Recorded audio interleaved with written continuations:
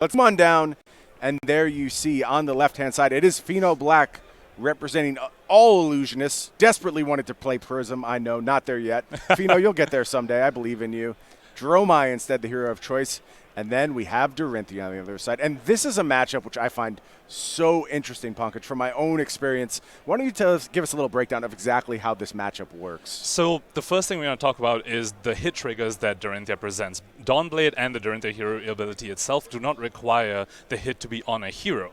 So a very common play pattern that Dorinthia can do is send the first Dawnblade attack with go again at a dragon, and the second one again at another dragon, and they get the hit effect from Dorinthia, allowing the second Dawnblade swing, and the counter on the Dawnblade. This allows the Dorinthia to snowball in a way that's almost reminiscent of how an illusionist wants to snowball, rather. You know, the board state being the Dawnblade counters instead of a board of dragons. So that is amazing. I also do want to point out Nicholas showcasing that young Dorinthia here, but it is signed. Yeah, a little so, you know, flash. lots of swag you have to there. Respect that.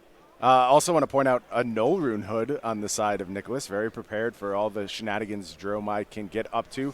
The first time I played Dromai into Dorinthia, I was on the Dromai side. I played the matchup, and I said, this is a waste of my time. I cannot win. This is stupid. Why are we doing this? Then I stopped. I listened. I learned. I actually think Dromai is favored into Dorinthia, but it requires a very specific play style. You have to protect those dragons. You cannot let Dorinthia abuse your dragons to go ahead and fuel that Dawnblade. If you do, she will spiral the game. If you are experienced in this matchup and you understand what you need to shut down from Dorinthia, you can find a path forward. And speaking of path forwards, really nice path here from Pheano. Just going to go ahead and get that sigil working, gaining a bit of life, and also establishing Ash on this first turn as well. So very, very curious decision by him here to play a sigil and then activate Furnace instead of just playing double sigil. So he's saying he's really valuing the Ash, and he's saying, you know what, this sigil will come back around. This matchup does go long, particularly because a lot of the damage Dorinthia sends will be at dragons. So there's going to be less damage being sent to face, which means the game goes long. Likely the sigil is going to come back. So Pheano's saying, you know what, this sigil will come back. This will still gain me 3 life later, but if I pitch it now, I get an Ash out of it, and it'll still get me a 3 life later on. So I'm getting 2 uses out of the sigil instead of 1. Yeah, saving those Seeker's leggings, too. A lot of times, Dromai has to use those on the early turns to go ahead and set up that Ash generation. But Seeker's leggings, they're a real tool against Dorinthia. You care so much about breakpoints, being able to react at instant speed. I think quite happy to preserve that on the first turn cycle. Yes, that alongside the Wave of Reality as well. One of Dorinthia's premier attack reactions is the specialization. Why is that name escaping me? The one that gives +1. Iron Song Response. No, no. That's the Iron Song Response is +3 reprise. The one +1 which lets them tutor. Singing Steelblade. Singing Steelblade, yes, that's the one. I can't believe that escaped. Thank you so much. Yes, that one very critically gives +1, and typically the play pattern with that is you want that just to sneak over the Dawnblade on hit to let the Dorinthia go attack with it again. You don't really want to deal damage with that, but Wave of Reality and Seeker's Leggings, like you really pointed out, helps mitigate that very, very critical Dorinthia specialization. Yeah, I think it'll be a very important part of this game. It is going to be Billowing Mirage as the first salvo from Pheano here, covered up by a Puncture, and then Command and Conquer. Not a very illusionist card, but a very good card.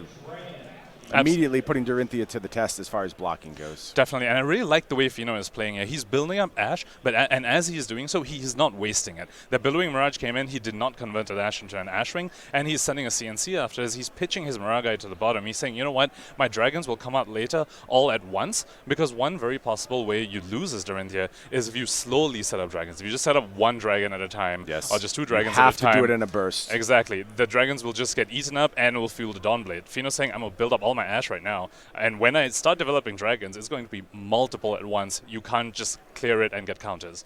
Yeah, Pheano, an illusionist master, understands what he has to do in these scenarios, is able to get some action from that equipment very early on. That starts to get committed to the fray here. And there we have another Dawnblade attack. I believe that's being pumped up by a Warrior's Valor.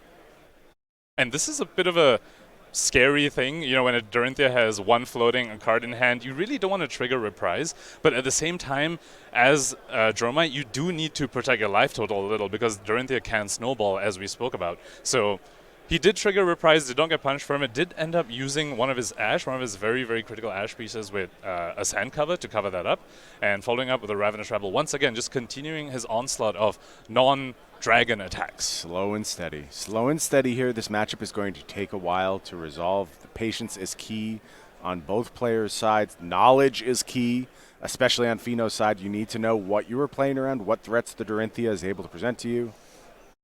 Two back-to-back very grindy matchups. We just saw a fatigue Brian into Alexi that went almost to time. There is a decent chance we might see this one go to time as well. Now, Pheano Black with the Ravenous Rebel revealing the sand cover on top. Now, that is very, very critical information as a Dorinthia player. You always want to know what sort of defensive pieces your opponent might have. You know, if they have a D-React in Arsenal, or in this case, whether they have a sand cover in hand. That really lets you decide how you want to send your Dawnblade, what threats you want to present or, threaten in a sense, like you fake. And it really allows the Dorinthia, just gives them a bit more information on how they can plan out the turn. Information is everything in this matchup. You need to know exactly what your opponent is trying to accomplish, what kind of defensive capabilities they have. A little bit of leak damage here to the Dorinthia. If you're a Pheano, you have to be very happy with how these first few turns have played out. I believe you're just getting in those pokes.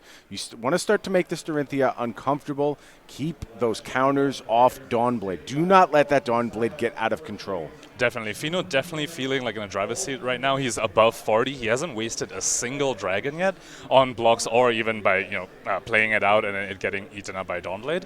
Now, Dorinthia on this side started a turn with the Steelblade Supremacy, so threatening a fairly threatening turn, however, knows as a sand cover in Pheano Black's hand, and also very critically did block with a Twinning Blade. So we have to wonder, knowing that Pheano Black has a sand cover in hand, and you're starting with Steelblade Supremacy turn, what tricks do you have up your sleeve that you are willing to give up Twinning Blade on a turn like this? This is how you have to think about all these turns. You need to consider, what did my opponent defend with on the last turn? What did they pitch? What is all of this telling me as a story? And then you need to unpack the story and make the optimal blocking decisions. And if you mess up even once, the game can snowball out of control very quickly. Dorinthia is definitely that kind of hero, and actually so is Illusionist in general. If you mess Fair up enough, once, you don't deal with that Chromite because you got a little greedy. Next thing you know, the whole board is full of dragons and you're getting eaten up. So this Dawnblade very critically does not have go again right now. Refraction Boulders, of course, still there to threaten it, but Pheano, with the sand cover that we knew he had, also the Seeker's leggings. Yeah, and Iron Song Response is going to come down after that reprise trigger. It is able to get the buff, but sand cover at the ready, and Nicholas Porter just content to get that gone. Wants to know that he's not going to have to face that in a future turn. For Pheano's part, it's a pure defensive turn, no offensive output whatsoever.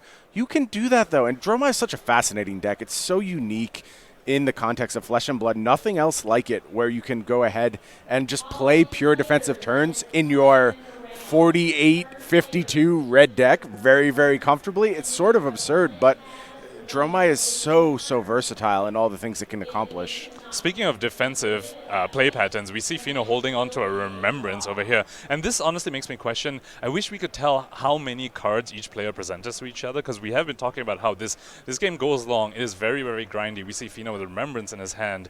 Did he present more than 60? I think that is very, very likely. It's in the range of possibility, for sure. And I do want to talk about how much this matchup relies on second cycle. So on the one side, you brought this up, you want to get the sand covers out of the Dromai's deck. So by the time Dorinthia gets a second cycle, they're saying you don't have a lot of D-reacts, and what that critically means is that you need to put cards on the chain to block, allowing me to use my reprise effects.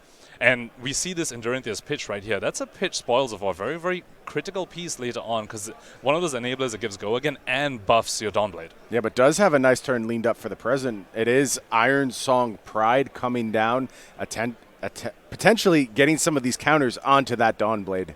Again, we talk about how critical that is. As soon as this Dawnblade is attacking for 4, completely different weapon, completely different game is being played. Definitely, but a Wave of Reality and Seeker's Legging still there to help with that critical 4-point breakpoint. Let's see if Pheano's able to get this counter off the Dawnblade.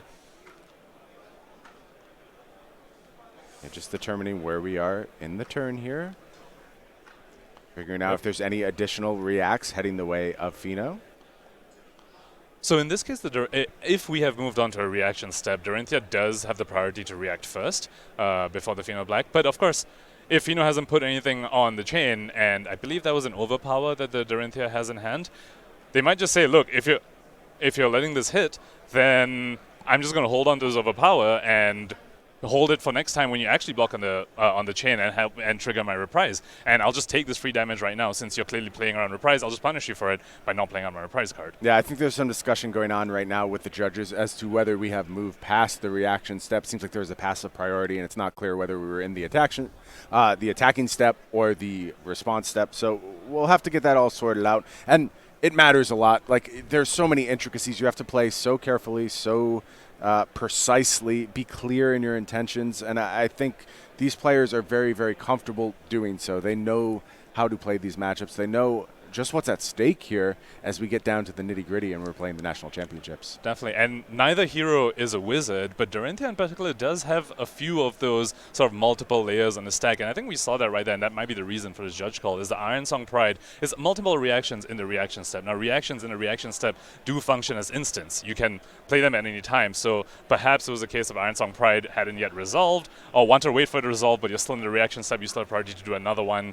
It could be something like that. Dorinthia can be very, very tricky like that. Yeah, maybe just not clear as to when the Iron Song Pride was actually being played. Exactly. We'll get it all sorted out. And I have to say, thus far, I think this matchup is being played very, very well by Pheano. I think he's showing the understanding that is going to be so necessary to get to that second cycle, to get to the point where you are actually successfully, finally setting up the dragons. And when the dragons come, they're going to come hard. It may take a while, but once they are ready to do their thing, they're going to be very, very aggressive. So it looks like the Dawnblade went through and dealt 3 damage, one being soaked off by the Wave of Reality, hence the Spectral Shield that we see on Pheano Black's side. Very beautiful commissioned Spectral Shield. Looks like hand-drawn in a sense. Yeah, very beautiful art. Of course, these Illusionist players, known for being very devoted to their hero, often have the finest versions possible of all their cards. They definitely have a lot of bling. Now, Dorinthia with the counter on Dawnblade, and you talked about this, Dawnblade coming in for 4 is an extreme, it's a whole different world of how to block it, but Pheano does have a lot of the armor up, and that is another one of those critical pieces when we talk about second cycle. Not only does Dorinthia want Pheano to be out of D-reacts and out of stand covers, Dorinthia also wants Pheano to be out of armor. Okay, here's a dragon for you, Pankaj. Is this one a meaningful one? It is time for Tumultai to come down, one of the big ones, and that means that Pheano is going to get access to potentially messing up a lot of Nicholas Porter's well-laid plans. So there's 2 very critical pieces of equipment here, is the bolters or the tunic. I'll be very curious to see what Pheano Black chooses to take, because we talk about how long this game is going to go. That tunic easily is going to get maybe 5, 6, 7 more activations the rest of this game if it is left alive.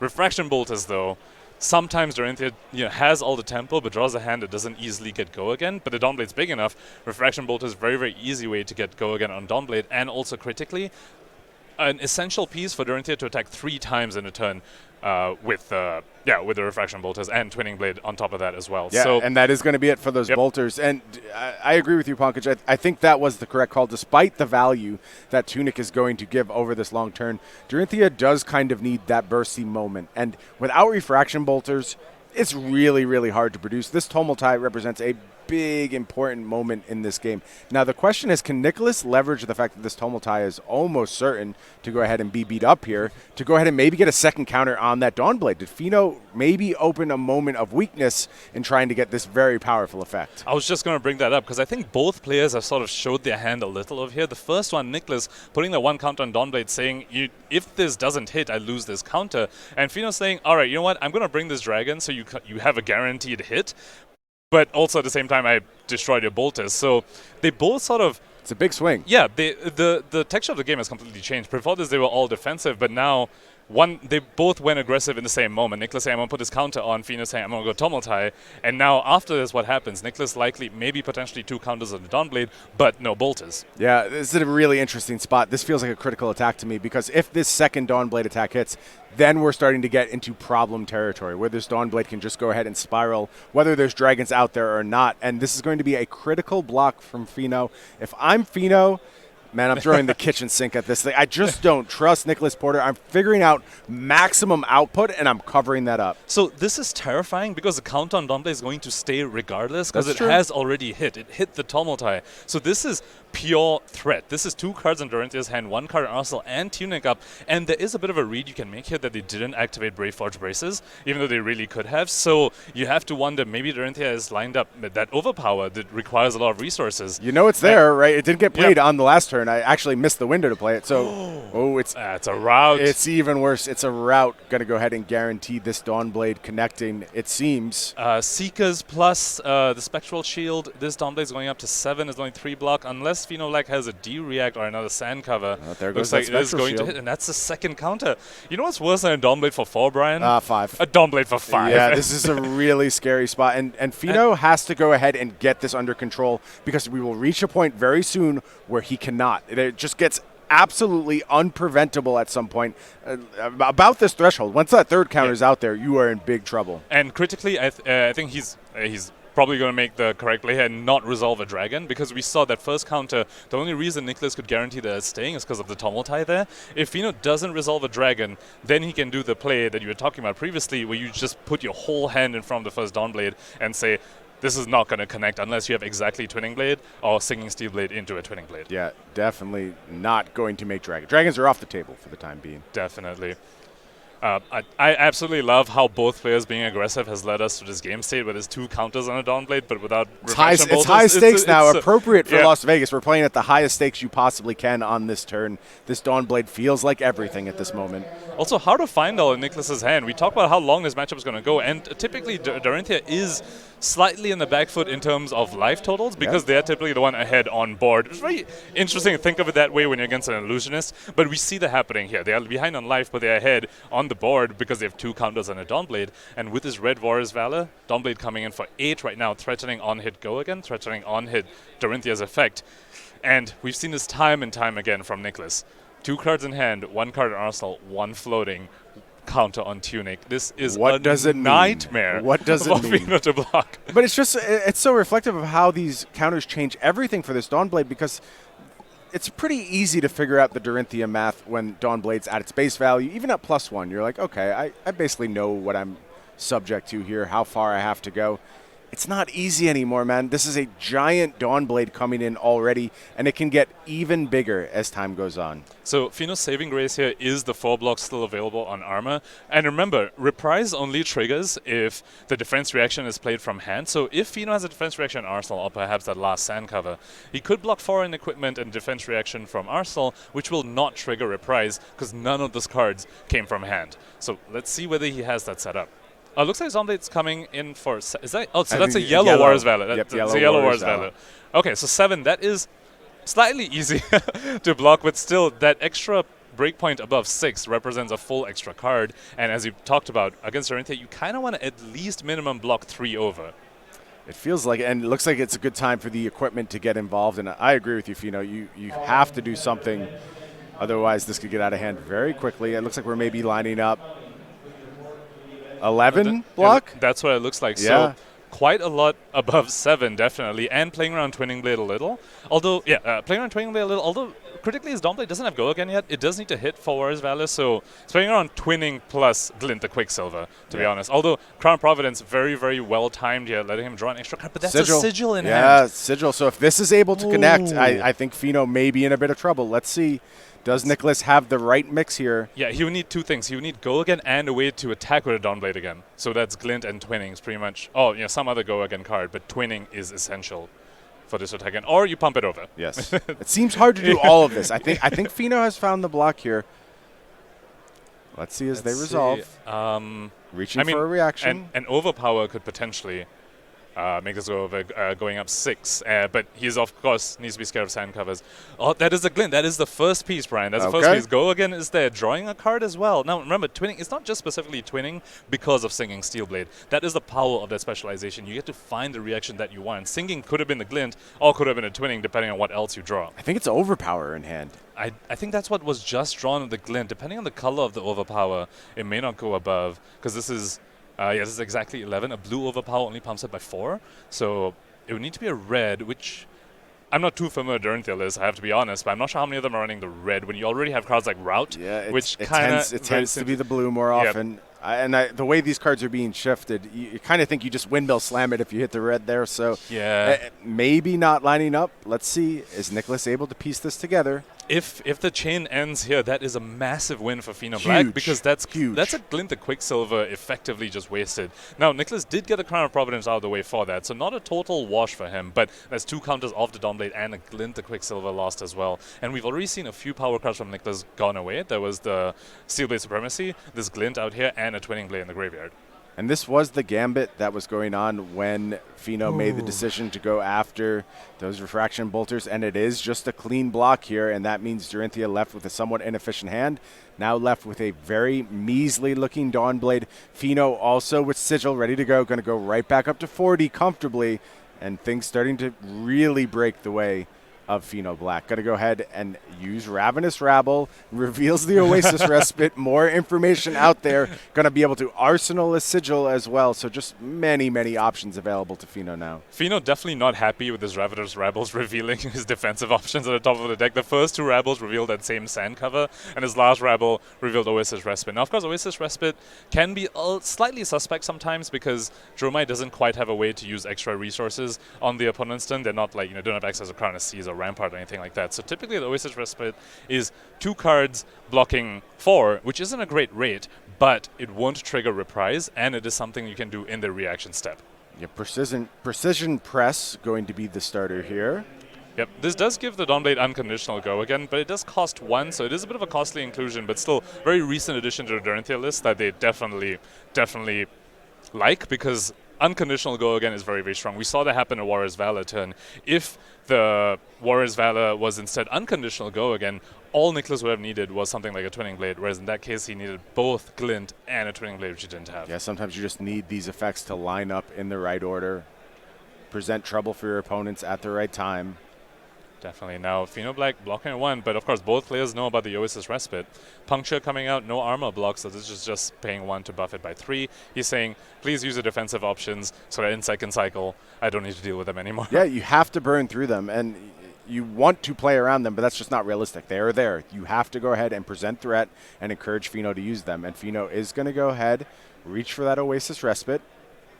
Or the Sync. Yeah, thinking about a Sync, maybe. Yeah. It's an interesting question. Do you want to give up the known information, or do you want to try and keep some secrecy about you? It looks like it is going to be Sync. This will, of course, allow the Oasis Respite to be tucked, so maybe getting the best of both worlds with this decision. But it looks like he's just going to keep it here. Yep. Say, I'm just going to keep this Oasis. Oh, Iron Song on top of it. But of course, Oasis is there. So Nicholas is saying, just get those out of the deck. Just asking for more and more cards. And Pheano is happy to give them. It is going to get covered up here. Overall, I think Pheano's probably pretty happy with that, because looking at the hand, the other cards, the other card was a Chromai, which, as we talked about, he does not want to resolve dragons 1 by 1. He wants to put all of them on the board at the same time. So had he just been left with extra cards, he would have been forced to either resolve Chromai or just pass with Oasis in hand and a Chromai and a Sigil. He played the Sigil out, but he wouldn't be doing anything offensive. So, he might be glad, saying, thank you for letting me use my whole hand so I didn't feel so extremely inefficient out here on the main stage. Yeah, weird little hand for Pheano here. Looks like double burn them all. Yep, that really showcasing why Nicholas chose to bring in the Nullrune Hood, because in these sort of fatigue-style matchups, that little arcane gotta be able to stop it. Yeah, it's how Pheano could win had Nicholas not shown the Nullrune Hood. And honestly, for that reason, I do wonder during that Tumultai turn whether Pheano was actually seriously considering taking Nullrune Hood instead, saying, then my burn them all endgame is interesting live. Question. It's funny. I've seen this happen a few times where there's this debate between what you get with Tumultai, and there's these super powerful options. In this case, it's Tunic, it's Refraction Bolters. But a lot of times I've seen games thrown away where I'm like, I think if they just went for the Nullrune Hood, they actually have inevitability and they can go ahead and win. And this came up a lot back in the Oldham days when you would watch Dromai into Oldham, and occasionally Oldham would get the upper hand. And I'm thinking the entire time, if you just took away that Nullrune Hood, I think you had a different pitch deck you could have played towards. Absolutely, because Crown of Seeds only prevents one instance of Arcane, and 2 Burn Them Alls, you can't prevent both of them. Now, back to the game here. It looks like Nicholas did hit on the first Dawnblade. Pheano saying, I'm not blocking, I'm not going to trigger a reprise, but Nicholas with the non-reprise unconditional go again in the form of run-through, which does buff the next Dawnblade. So this is coming in for 5, and has already hit 1, so threatening the Dawnblade counter. Yeah, I think there's a pretty good chance here that we may see a Dawnblade counter. Let's see what the reaction is here from Nicholas. And he has one. Oh, he does not. He's just going to go ahead and arsenal. And look, that feels like a big loss, but ultimately there wasn't a whole lot ventured there. It was just kind of one card used, 2 cards claimed. So you're willing to keep doing that. But now it's time, says Pheano, it's time to start thinking about dragons. And it's so interesting when he's going to choose the moment to go ahead and go down this dragon path. Of course, a very powerful one in Kaloria. Going to go ahead and look to pick up some additional ammo to throw the way of Nicholas Porter. Definitely. Now, still 1 block remaining on Brave Forge Braces, but that is the only block on armor he has left. Not counting Tunic, of course, because you don't really want to count that when the game's going to go as long as it is. Yeah, so that's going to come out. They're going to be pushed in. And that means every future Kyloria, we haven't seen any pop-ups from Nicholas Porter yet. So every future Kyloria is going to take 2 cards, or Nicholas have to say, I'm going to have to let you draw a card. Now, of course, critically, Dragon on the field, and we know what that means. Yeah, Dawnblade time. First hit, going in the Dragon. Second hit, threatening the counter, going to face. And this is... this feeling of when a Dorinthia has 2 cards in hand with Tunic up, and they didn't activate Brave Forge Braces, which does give you some amount of information. More information. It just... Oh, how is Pheano going to get out of this one? That Seeker's Leggings, though, still there, still threatening the I can block 1. If you only go 1 over, I can still stop it. He's got his Flamescale Furnace ready to go, too. If we were to sort of try and identify where the advantage lies right now, anyone standing out to you as particularly advantaged at this stage in the game? I think I'm going to have to go with Pheano very, very slightly because of the pitch tag dragons. Nicholas Porter, we saw that pitch tag Spoils of War, but other than that, he's mostly just been pitching blues. So I don't expect his second cycle to be as strong as Pheano's. And we do know Pheano's really stepping up for that. I'm going to vomit a bunch of dragons on the board in second cycle, and all you have is a bunch of blues. We saw him pitch a Rake the Embers at previous turn. Rake the Embers, Dorinthia doesn't mind free counters. You kill 2 Ash Rings, but that's a lot of damage to go on Ash Rings. No, it absolutely is, and I agree with you. I think Pheano has played very patiently, slowly working himself into an advantageous position. I want to mention the clock at this point. 24 minutes left. I did not even realize. Oh my god, wow, time actually flew. Time flies when you're having fun, Brian. Yeah, it really does, and also it flies in the Dromai versus Dorinthia matchup, and I think it could be a factor at this point. However, I do believe when Pheano turns the corner, he's going to look to turn hard. And it may be that he is very comfortable just knowing that at some point he will go ahead and start amassing an army of dragons, and it looks like that moment is right now. It's time to start making dragons. Ether Ashwing also going to join this 2-dragon cadre out there in the arena, and all these dragons looking to rumble, and Nicholas Porter's life total is going to go down rapidly in this scenario. But now he's got to clean up some dragons, and not just 2 dragons. There's 3 dragons. One's tiny, but look, that damage will add up over time. So critically, Pheano did allow the Dawnblade counter, did allow 1 Dawnblade counter to make this play, but we've been speaking about this since the game started. This has been his game plan. He was building up Ash, playing very patiently, but saying once I start resolving dragons, there's going to be multiple at the same time that you can't clear all at once, and that's exactly what we see. The Mirror Guy, because of that crucial Dawnblade counter, can be killed pretty cleanly with any form of go again. But the Uvia, though, that is a big body that does, you know what, vomit out more dragons onto a field, and Pheano has plenty of Ash to do that. It's a problem for Nicholas Porter right now. Got to figure out how you're going to put these dragons under control. And if you're inexperienced in this matchup, you may just say, like, well, you've got some Dawnblade counters. Why don't you just preserve that counter and go face? You'll die first. The dragons just put out too much damage. You do not have that luxury. You have to respond to what Pheano is doing, or you're just going to get trampled underfoot of these massive, consistent sources of damage. Exactly. Those Dawnblade counters come at a very, very real cost of your life total. Now, early in the game, it's fine. Nicholas probably fine saying 23, 1 Dawnblade counter. I still don't feel really far behind. But once he's down to, in the teens, down to 13, 14 life, that 1 Dawnblade counter not looking as attractive as, when you still have a bit of a life gap. Yep. Dragon number 1 cleaned up, run through used to give that Dawnblade unconditional go again. That's follow up here is Bracers, so first Bracers activation coming down. And this one not going in the Uvia. When you see the run through, that's just a very face. Clean way to deal with the Uvia as well. Oh, it is. There we go. Okay, it is going to the Uvia. So the Braces activation was mostly to pitch. And I believe I saw them pitch the new card, the Iron Song Versus, I want to say. Iron Song Versus, I believe you are correct. Yeah, Dorinthia. Chorus of Iron Song. Sorry, Iron Song Versus is the Iron Song. One of the Chorus Iron Songs. There's like 40 Iron Songs. Yeah, I don't blame you. Iron Song Versus. Anyway, yes. So Chorus of Iron Song, new card from Dust Till Dawn. Dorinthia is slowly picking up new cards, becoming more and more of a threat, I believe. And there will be a moment where Dorinthia gets to shine. There's no question about that. There's so many powerful pieces in this deck at this moment. Absolutely. And speaking of relatively new pieces, Listening Steelblade, we haven't seen that yet. Yeah. And yeah, that's another way for Nicholas to supercharge a bunch of Dawnblade counters. Now, Pheano resolving a Thamai, not very... The Text on Thermine, not very, very useful into Dorinthia. They're not trying to do instant speed stuff, except Iron Song Pride, but they can do that on their own turn. Still a dragon. Yeah, still it's the body right there. That's more damage going towards dragons, not going towards Pheano's face. And we talked about this. Those counters come at the cost of life. So Nicholas has not dealt Pheano any damage in quite a while, has suffered a bunch of damage on his own side, but has counters on Dawnblade. Yeah, and Pheano just going to go ahead, extend with Sigil, get that other card in Arsenal. So Pheano at a very healthy life total. This Dawnblade now at 2 counters, it doesn't feel the same as the last time the Dawnblade was on 2 counters. The pace of the game is starting to change, and Nicholas needs to find a way to go ahead and reclaim the initiative. What's the card that does that? Is it just about setting up a Twinning Blade turn with the Refraction Bolters gone, or how do you go ahead and actually maximize what you're going to get as a Dorinthia? I think the first thing is you need the board to be fairly empty. If you are sending, 2 Dawnblades at dragons, that does not feel good. And that's a very key reason why this Dawnblade at 2 counters doesn't feel as good as the previous one. Because in the previous one, Pheano's board was empty. Yep. And this one, Pheano had Thermai. The first Dawnblade went to the Thermai. And the second one's going to phase, doesn't want to clear the Ashwing, but then there's also why it doesn't feel so good, because there's still an Ashwing left that's a persistent, always going to deal you 1 damage. And we talk about Pheano's life totals. I also want to talk about his very healthy pitch stack. We saw him pitch a Sink below the previous 2 turns ago, and the previous turn, the Oasis. So he still has plenty of defensive options left in his deck. And we talk about one of Nicholas's goals is to get rid of the armor, get rid of defensive pieces in the first cycle.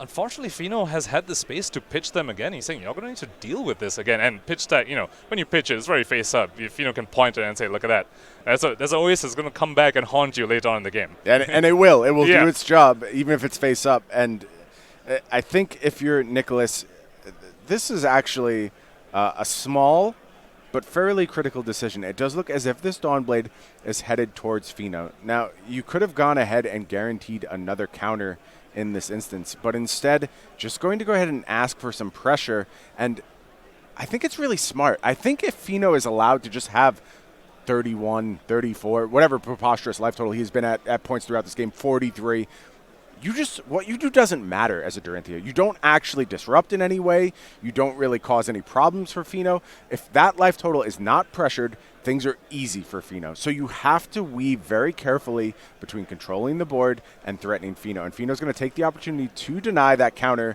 Theoretically, it is a puncture coming out, though, and it's going to pump this up to a much more difficult to defend 9. He does have a Sink below in hand, though. And, we talk about you need to pressure Pheano so that he can't just develop a bunch of dragons, but a lot of that also comes down to his credit, his very, very early plays of building up all this Ash. Yep. Because he could be at his life total, but if he didn't have this Ash, I could totally see Nicholas saying, I'm just going to kill your Ashwing, get my counter, you don't have Ash, you can't develop a board again.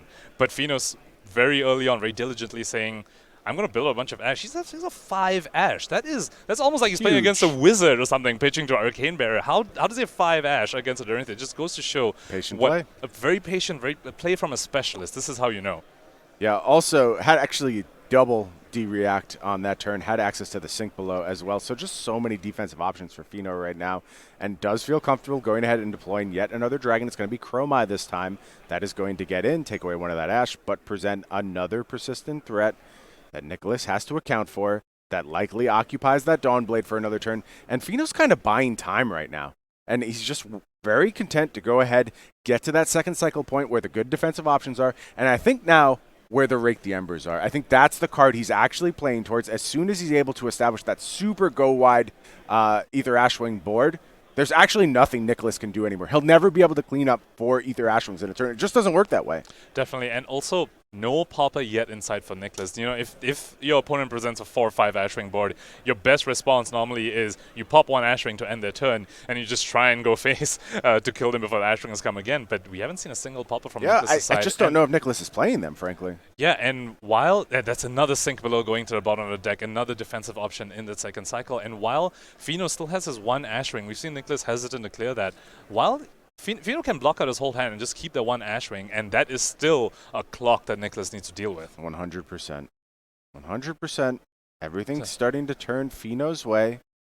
Still searching for those poppers. I don't see one yet. I don't know if that's ever going to reclaim a turn. This looks like a very strong hand from Nicholas' side. I see a Glistening Steelblade. I see a singing Steelblade, and it's either a Twinning or that's an Overpower. So this could be the turn Nicholas needs to to swing around. Now, Glistening, that first attack going into the Chromite, now Glistening does say that hit needs to hit a hero for the extra counter on a Dawnblade, but now this swing at face is threatening 2 counters because of the Dawnblade hit and the Glistening hit, since this one is going to face. There was, of course, the play again to swing an Ashwing to get a 3rd counter, but then you've just used your Glistening as just a go against source, and you've kept all these cards in hand, so unlikely. Oh, twinning and singing. So and actually, this came at a really good time, too. I think Pheano has 2 blocks in hand. I believe I see a Rake.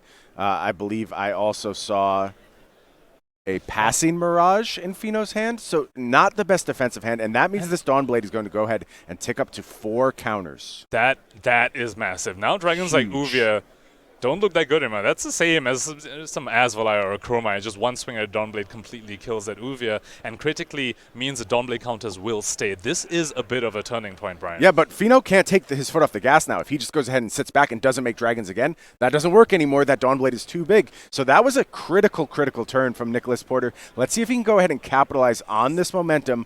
If I'm Pheano, I think I just need to make a lot of dragons this turn. You need to make as many dragons as possible to go ahead and make Nicholas uncomfortable and not just to be able to come after your life total. Definitely, and Pheano didn't even attempt to block there, so you know that is definitely the plan he's thinking of. And there we go. That's the Rake the Embers we talk about. That's a lot of Ashrings. Now, yes, we talk about how this is very difficult for Nicholas to deal with in terms of, he can't clear them all.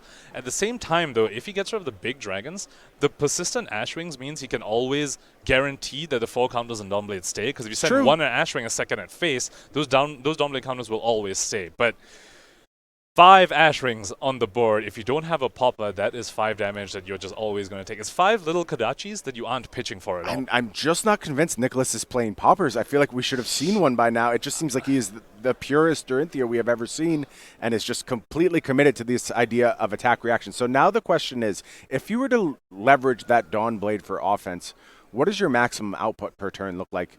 It's not 29. Like, this life total just has to be lower before it actually matters. And I think Pheano played this particular turn perfectly. He had to make not just a couple dragons. He had to make a ton of dragons, a dumpster of dragons, if you will. And now that he has presented those dragons out there, I think it, again, puts Nicholas in a tough spot. You want to clean up that Kyloria. You want to clean up that Uvia.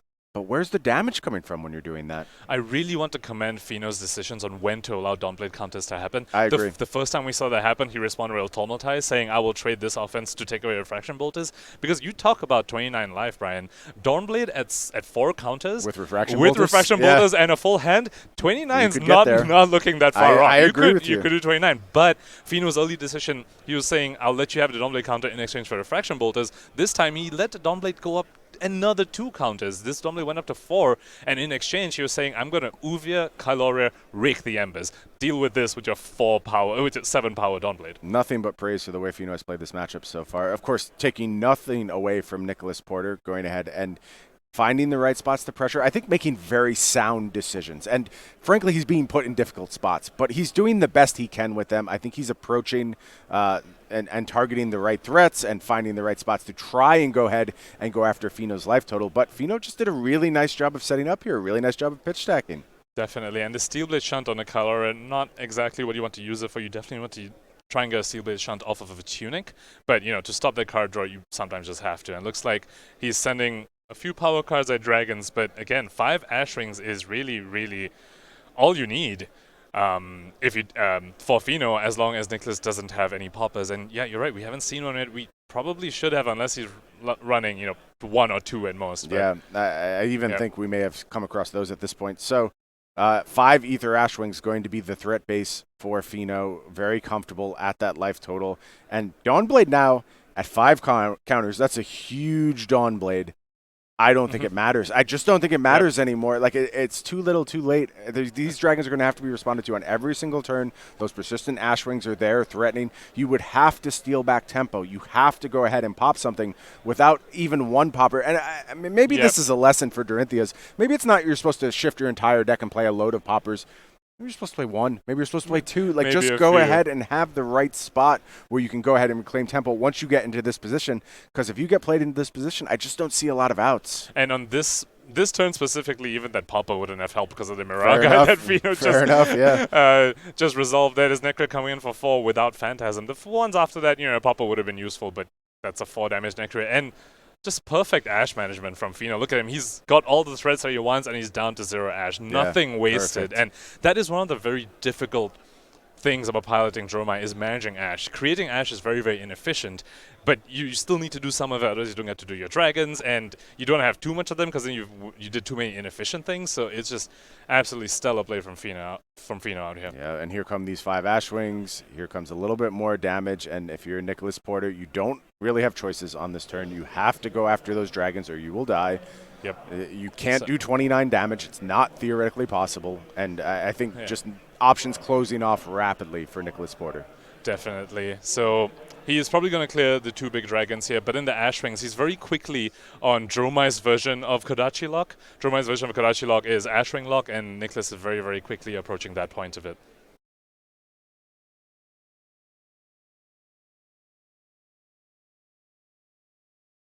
So 5 counters on Dawnblade, you have to wonder whether Nicholas is just thinking, you know what, maybe my only push is to potentially get to a 29. Without Refraction Bolters, Brian, that feels a little, it feels a bit of a tall I just call, can't put the hand together in my head that could possibly reach that point. It seems very, very challenging. I'm with you on that as well, but at the same time, I also don't put the hand together that if you clear dragons, that lets you win in the long run I agree either. with you. So it might just need to be go to face Steelblade Supremacy. That's a great start for a potential 29 damage turn. There are cards like Hit and Run, which can give additional action points, you know, without the Refraction Bolters, and Steelblade Supremacy does let you draw cards. So potentially this could be a big turn. This is an 8 damage Dawnblade. That is nothing to scoff at.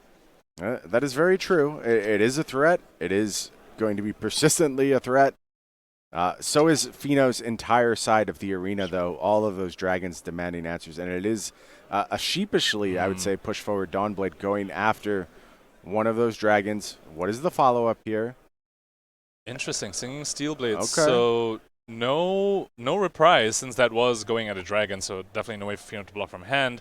So Singing Steelblade, I think, just to get that out of hand. Yeah, Maybe just burned. Maybe he's digging for a pop-up. Maybe that's also why he went for the Maraga instead of the bigger body, bigger attack Necria. Maybe he's saying, I do have that popper. I just need to get the Singing Steelblade out of my hand, get cards out of my hand. Where is it, Maybe Nicholas? find it. Where is it? Maybe. I don't believe you. I feel like you should have a popper there, but I just don't see it. And I feel like you should have hit it by now. That is the way you can seize tempo and maybe leverage that now absolutely massive Dawnblade. But it's just not coming to the top of the deck. And now Nicholas is at a defensive life total as well. He is in that late stage at 4 life. These Aether Ashwings are so threatening. Each of these individual dragons, the Kyloria, the Necria, so threatening.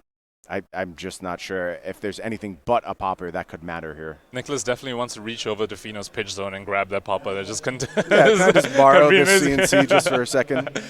Yeah, so 5 Ashwings coming in with Nicholas at 4, and even all the way at his end state with Pheano, pretty clearly far ahead, still playing very disciplined. He's still playing around a potential popper by attacking with the Ashwings first, rather than the Kyloria. It's just hugely practice play from Pheano. He's seen it all. He knows it all. He knows how to approach the late stage of this matchup. And it's exactly what you expect to see at round 12 of the U.S. Nationals. 100%. Patient, disciplined play all the way until the end for the very, very prized national champion trophy. Yeah, looking to do a little defending here. It looks like 2 cards committed to one of those Ashwings, and now Necria going to come in, and you have to assume this represents the death blow. Tunic committed here. Now it's time for that last attack. And it is going to get the fist bump, and Pheano Black played a masterful match into that Dorinthia, and Pheano now moving to 10-2. I believe Pheano started this tournament 0-2. That is the one nourishing emptiness. Okay, that makes a lot of sense. Yep. That is the card we should have been looking for the entire time. And look, you have to feel for Nicholas. There were good plans on both sides. Like, Pheano set up this Dragon endgame, knew when he was giving his opponent Dawnblade counters, and there was no lack of patience from the Dorinthia side. He just said, I have to clean up these dragons until I find this popper, and then I try and seize tempo and just blow this game out of the water. And it just has to happen at the right moment. You're kind of up 2 variants at that point. You have to hope your nourishing emptiness goes ahead and floats to the top. I completely agree. I think looking at the life totals at the end, it's very